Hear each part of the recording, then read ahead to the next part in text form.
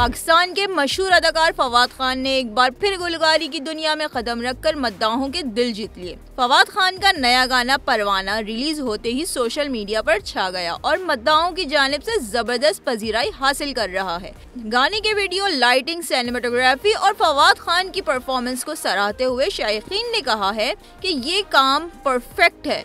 Production value और जज्बाती अंदाज दोनों ने मद्दाहों को खुशगवार हैरत में डाल दिया। याद रहे कि फवाद खान ने अपने शोबिज़ सफर की शुरुआत एक गुलगारी के तौर पर की थी और फिर अदाकारी में शोहरत की बुलंदियों तक पहुंचे। परवाना के जरिए इनकी मौसीकी में वापसी मद्दाहों को भी मुतासर कर रही है।